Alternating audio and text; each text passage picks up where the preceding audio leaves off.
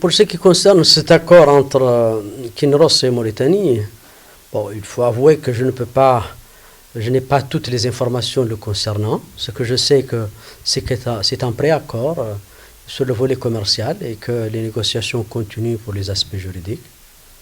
En termes d'apport pour le pays, je considère que c'est un accord qui est positif et important pour le pays. Bon, qu'est-ce qui a été obtenu? Ce qui a été obtenu, c'est que tout ce qui concernait les taxes sur les hydrocarbures qui étaient évaluées à 90 millions de dollars ont été supprimées.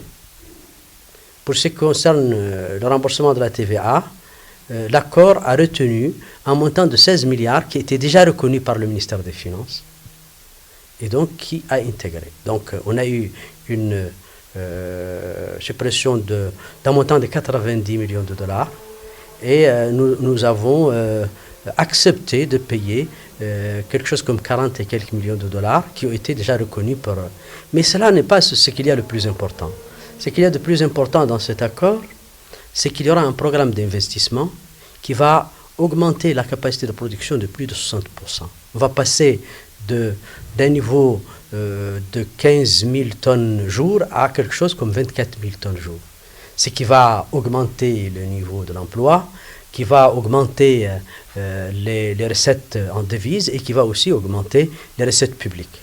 Nous avons aussi obtenu la possibilité d'avoir 2 observateurs qui siègent au conseil d'administration, ce que la loi ne prévoit pas, pour nous permettre de suivre et de connaître à fond ce qui se passe au niveau de cette compagnie.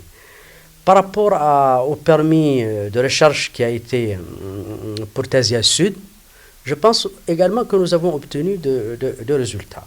Nous avons obtenu un engagement pour l'investissement de 17 millions de dollars pour la recherche. Nous avons obtenu une production accélérée dans 12 mois en attendant que l'étude de faisabilité soit confirmée. Et en plus de tout cela, nous avons eu quelque chose comme 25 millions de dollars, dont 10 millions provenant de Tasiast TMSLA et 15 millions provenant de la nouvelle compagnie, c'est-à-dire Tasiast Sud.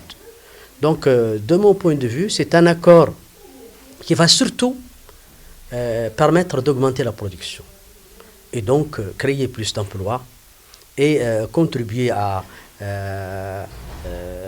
améliorer la situation de nos comptes extérieurs.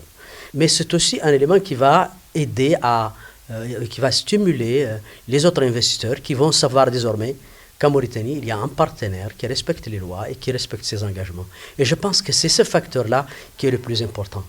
Du point de vue du Royal Sea, on nous dit qu'on est parti de 3% du chiffre d'affaires pour être à 4% du chiffre d'affaires comme c'est minimal et qui va fluctuer en fonction des prix sur le marché international pour aller jusqu'à 6,5% comme plafond également de ces Royal Sea.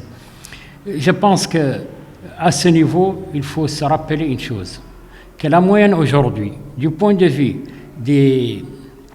à l'échelle internationale en matière d'investissement, que pour l'extraction des richesses, le tiers doit appartenir aux autochtones.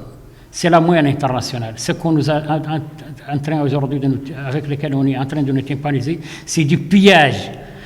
Je pense que ce qui a été fait et conclu avec Tasiast ne constitue pas une avancée significative pour la Mauritanie et pour le développement de ses intérêts, d'autant plus que nous nous rappelons qu'en 2010, quand Ridbak a cédé ce site à Kinross, constituait en elle-même une réévaluation du site qui était de 268 millions d'euros pour revenir à plus de 7 milliards de dollars, ce qui devait impliquer normalement, évidemment, une réévaluation de la quote-part de la Mauritanie au niveau de ce truc. Mais malheureusement, je pense que ce qui a beaucoup circulé après dans les réseaux, dans la presse, comme quoi il y a des pratiques de corruption qui se sont installées dans les rapports entre cette multinationale et l'État mauritanien, continue, semble-t-il, de mon point de vue, en tout cas je ne peux pas trouver une autre explication que cela, que ça continue à gérer les rapports entre les deux parties.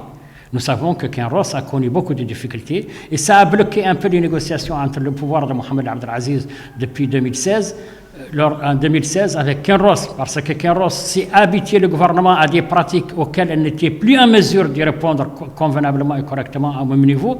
Et le gouvernement mauritanien, étant habitué à ces pratiques, n'était plus disposé non plus à faire des faveurs à Kinross sans contrepartie sur la table, évidemment. Et donc, par conséquent, on était dans une situation de blocage.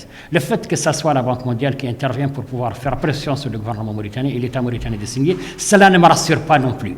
N'est pas un facteur rassurant pour moi par rapport à cela. Donc, bref, je pense qu'aujourd'hui, nous sommes dans une situation de pillage total des richesses, de la continuité de la pillage des richesses. Nous réclamons le retour du contrôle de tous les accords en matière d'exploitation des richesses de ce pays au Parlement, donc à la représentation nationale, au moins pour pouvoir une idée précise et claire de ce qui se passe au niveau de ce secteur.